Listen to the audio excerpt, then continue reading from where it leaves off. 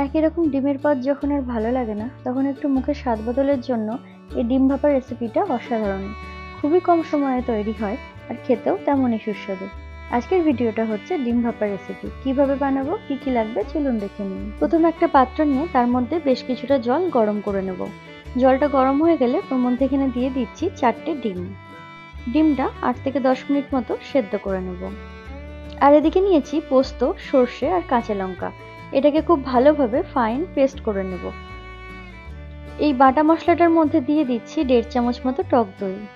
এখানে যতটা ডিম ব্যবহার করছি, যেমন আমি এখানে 4টে ডিম নিয়েছি, তার উপরে পরিমাণ করে পোস্ত, সর্ষে আর লঙ্কাটা দিতে হবে। এবার দিয়ে দিলাম স্বাদ অনুযায়ী নুন আর খুবই সামান্য হলুদ গুঁড়ো এখানে আমি দিয়ে দিচ্ছি। মশলাটা ভালোভাবে মিশিয়ে নিয়ে আলাদা করে রাখছি। এরপরে একটা কড়াই নিয়ে তাতে দিয়ে দিচ্ছি সামান্য পরিমাণ সর্ষের তেল। তেলটা একটু গরম হওয়া অবধি অপেক্ষা করে তাতে দিয়ে দিচ্ছি সামান্য হলুদ আর নুন।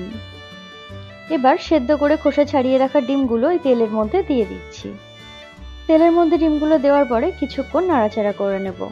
এই ভিডিওটি আপনাদের কেমন লাগলো নিচে কমেন্টে জানাতে ভুলবেন না। আর রেসিপিটা যদি আপনাদের ভালো লেগে থাকে তাহলে অবশ্যই একটা লাইক করে দেবেন।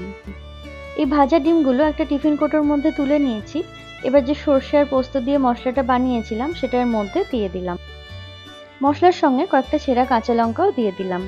এবার ডিমগুলো মশলার সঙ্গে ভালোভাবে মিশিয়ে নিয়ে ওপর থেকে দিয়ে দেবো কিছুটা পরিমাণ কাঁচা সর্ষের তেল। এবার টিফিন কৌটোর ঢাকনাটা বন্ধ করে একটা কড়াই নিয়ে তার মধ্যে দিয়ে দিয়েছি সামান্য পরিমাণে জল আর তার মধ্যে একটা বাটি বসিয়ে দিলাম।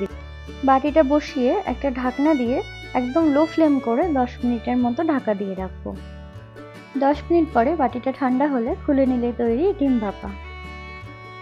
তবে আজকে চলি, পরের দিন দেখা হবে নতুন একটা ভিডিওতে নতুন একটা রেসিপির সঙ্গে।